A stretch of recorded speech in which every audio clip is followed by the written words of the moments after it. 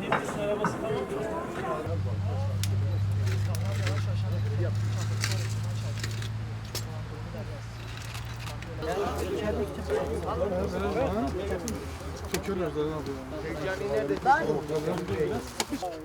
Afiyet olsun arkadaşlar. Hadi yağla bismillah. Sorar mısın? Ahmet abi gel. Amaç neydi? Ortaya şeyini bozdu. Alemde. Hadi bakalım. Kenardan vurdu. Tamam gitti. Oluyor doğru. Buradan gitti. Bilgi yarışmasıyla havada şey var. Biz kestim ama.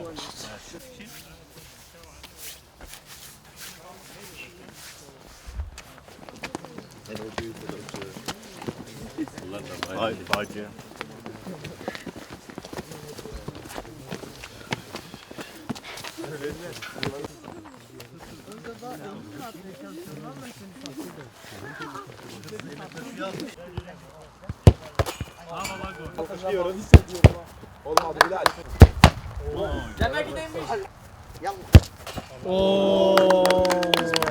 O neydi öyle? Ne diyorsunuz?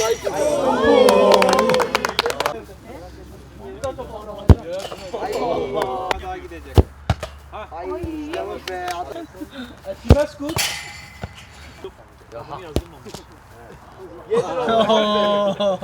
Bir şeyini kara çıkarma hadi.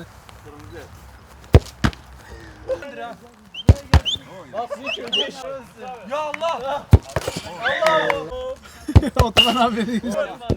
Aha. Allah! Ye bunu. Bunu da. Ye bunu.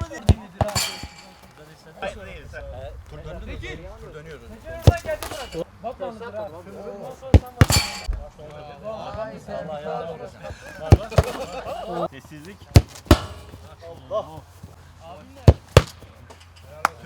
Yalar var. Halletsin. Abi bize kırmızı yetmedi ya.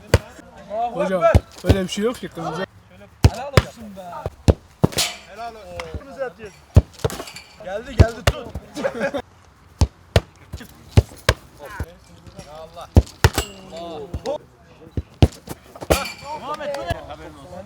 Kurtardı sizi de. İsabet yapma. Zahit abi. Yazın bu tarihe geçsin.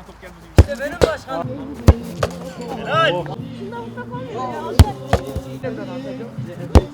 Allah. Ya Allah.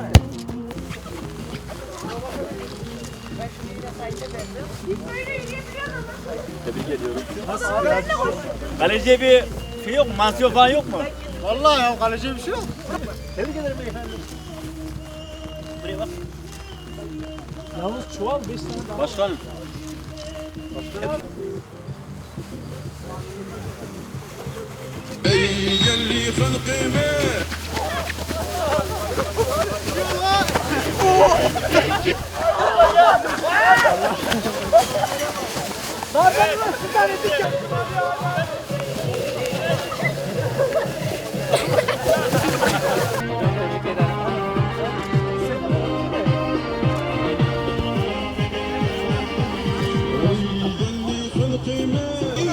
Tebrik ederim.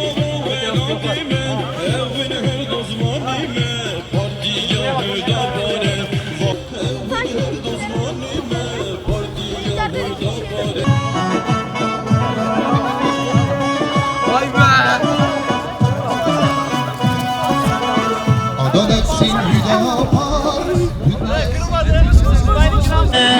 أمكنة برا أمكنة أنت بمحمدنا قربانا دعواونا أنت بمحمدنا دعوانا يا كيفية عاشقتي بربية دعوانا برشهرنا مستزعف حملنا أمكنة برا أمكنة أمكنة برا أمكنة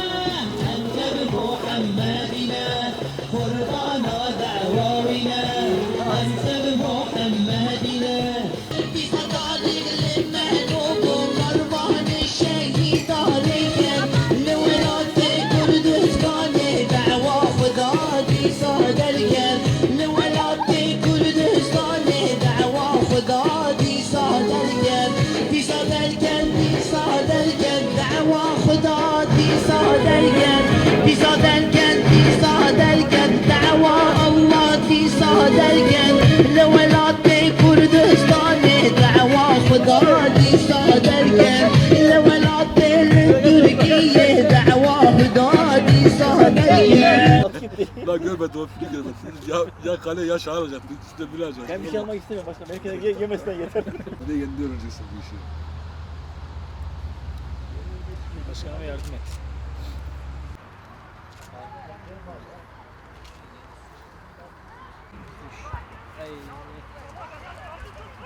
Gördün mü? Atın gidiyor, kalen gidiyor. Önce at, sonra kale. Kesin gidiyor. Sonra kale gidiyor valla. Bu ikisi Şahmat olacak. Hür Gençlik olarak düzenlediğimiz satranç çalışmasında birinci olan Berat Yardımcı'ya ödüllerini takdim etmek üzere.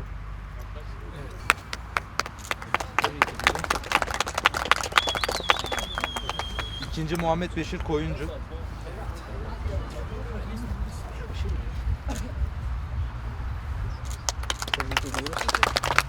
Üçüncü Muhlis Batan. Biz kardeşimizi de tebrik ediyoruz.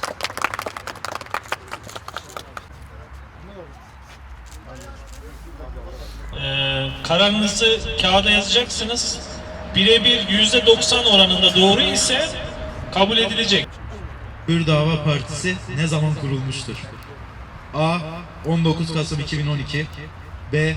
19 Kasım 2011 C. 19 Ekim 2012 D. 19 Aralık 2012 E. 19 Nisan 2012. Son 5 saniye. Abi 11 Kasım orada değil mi şıklarda?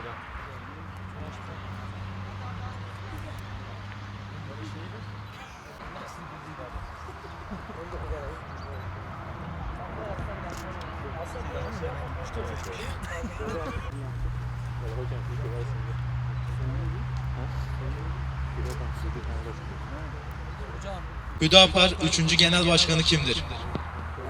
A. Zekeriya Yapıcıoğlu B. İshak Sağlam C. Mehmet Hüseyin Yılmaz D. Mehmet Yavuz E. Mehmet Bahattin Temel.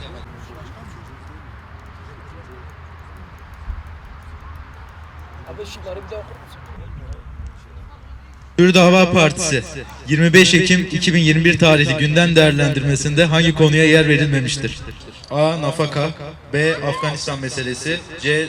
Asgari ücret D. Suriye meselesi E. İlaç sektörü.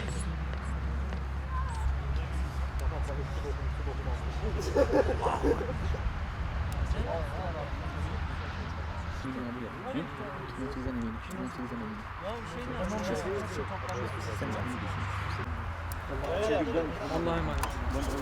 Bir de dokulu yapsak var ya 40 bin Bir şey olmaz. Yaz.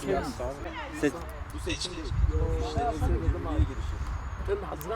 Kalemleri bırakalım.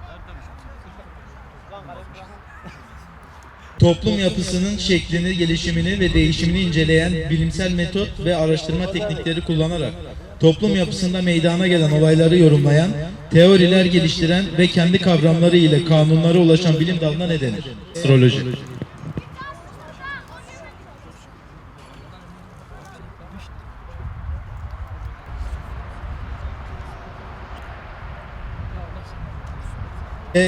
Bilginin doğruluğunu duyum ve deneyimle değil, düşünce ve zihinde gerçekleşeceğini ileri süren felsefik görüş nedir? Bilginin duyumlar sayesinde ve deneyimle kazanılabileceğini öne süren felsefik görüş hangisidir?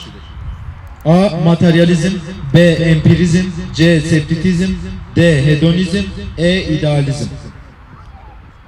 Bilginin duyumlar sayesinde ve deneyimle kazanılabileceğini öne süren felsefik görüş hangisidir? Aşağıdaki doğal afetlerin hangilerinde depremin etkisi bulunmaz? A. Heyelan B. Tsunami C. Çığ D. Erozyon E. Kaya düşmesi. İsmi Kur'an-ı Kerim'de geçen sahabe hangisidir?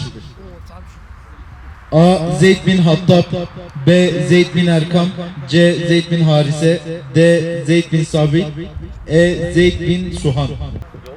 Hazreti Peygamber Taif dönüşünde bir grup cin ile karşılaşmış ve onlara Kur'an okumuş ve onlar da Müslüman olmuştur. Bu olayın gerçekleştiği yer neresidir? Dördüncü, 100 puanla Etimesgut.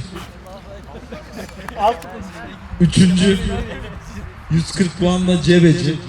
İkinci, 150 puanla Hürneferler. Birinci, 180 puanla Akıncılar. Araya yapsaydınız 500 puan sonra. Evet. Abi kaç tane A vardı? Bismillahirrahmanirrahim. Bismillahirrahmanirrahim. Elhamdülillahi Rabbil alemin. Esselatu vesselamu ala Resulina Muhammedin ve ala alihi ve sahbihi ecmain. Değerli genç kardeşlerim, hoş geldiniz. Bu güzel programın hayırlara vesile olmasını diliyoruz. Bununla birlikte geleceğimizin, çocuklarımızın, yeni neslimizin yetiştirilmesi, yola koyulması, gençler bizim ümidimiz, gençler bizim geleceğimiz, gençler bizim her şeyimiz, yarınlarımız. Geleceği güven altına alma, geleceği doğru okuma, doğru inşa etme için de elbette bazı önemli hususlar, ihmal edilmemesi gereken realiteler, hakikatler vardır. Bizim bunlara dikkat etmemiz, hiç unutmamamız, belki hayatımızın merkezine, anlayışımızın merkezine almamız gerekli bazı önemli hususlar vardır. Namaz kılmasını bilmeyen, savaşmasını da bilmez diye bir söz vardır. O namazın da bizim hayatımız üzerinde belki bir tesiri, bir belirleyiciliği olmaz. Bize bir şey vermez yani. Ancak namazı biz akide olarak anlarsak, namazı dava olarak algılarsak, namazı Allah-u Teala'nın hayata verdiği anlam, hayata yüklediği mana olarak anlarsak, o zaman inanıyorum ki namazımız her şeyimize şekil verecek. O namaz sayesinde savaşmasını da bileceğiz. Daha birçok şey de yapmış olacağız. Namaz kılmasını bilmeyen, savaşmasını bilmez derken, cihad etmesini bilmez. Ya da cihad ettiği zaman niçin cihad ettiğini bilmez. Duruş sahibi olmaz, direnmez, kavga etmesini bilmez, çabuk taviz verir, cepheyi çabuk terk eder, değerlerine sahip çıkmaz, sahayı bırakıp kaçıp gidecek anlamı taşıyor aslında.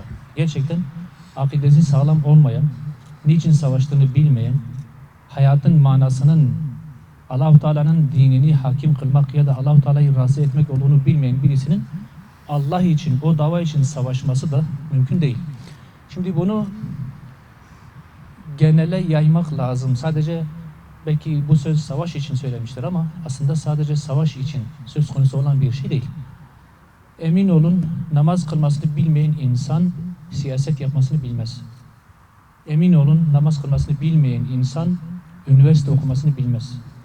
Emin olun, namaz kılmasını bilmeyen insanın hayatını Allah'ın koyduğu ölçülere göre dizayn etmesi, Allah'ın istediği gibi yaşaması söz konusu olamaz.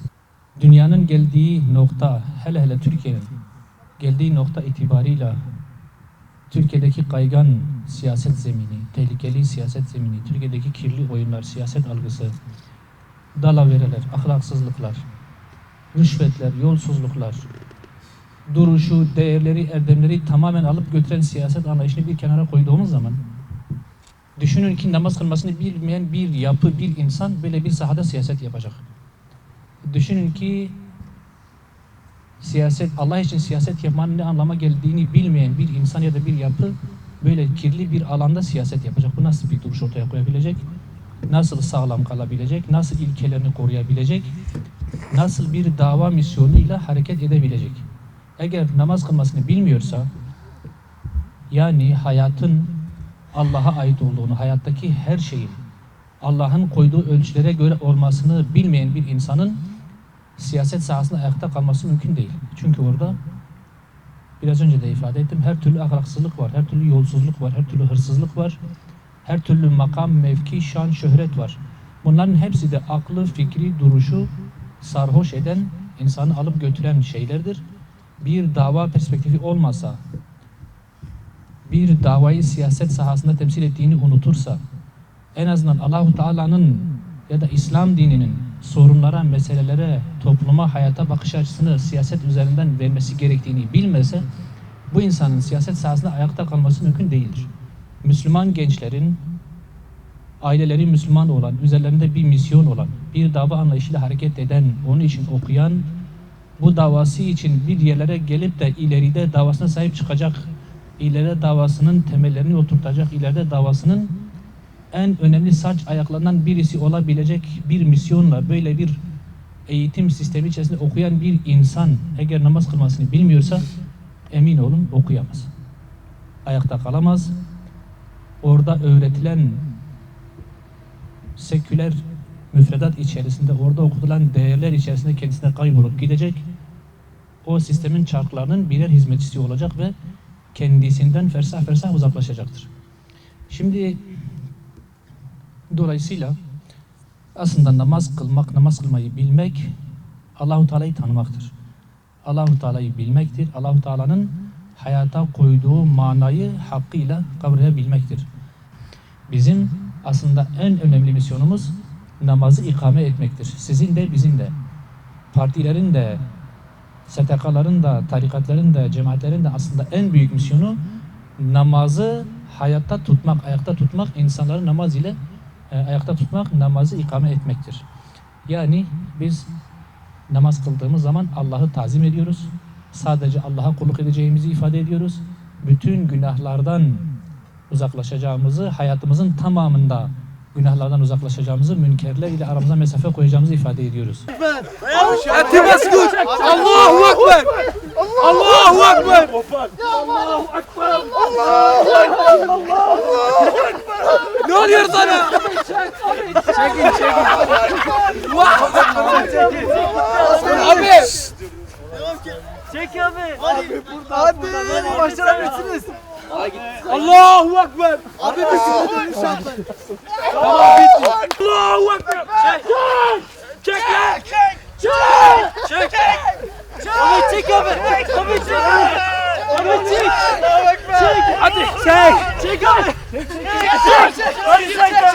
Çek. Gitmeyin lan. Anas abi nereye gidiyorsun lan?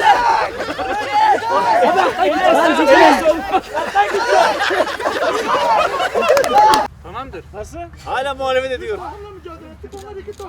Evet. Buraya bakın.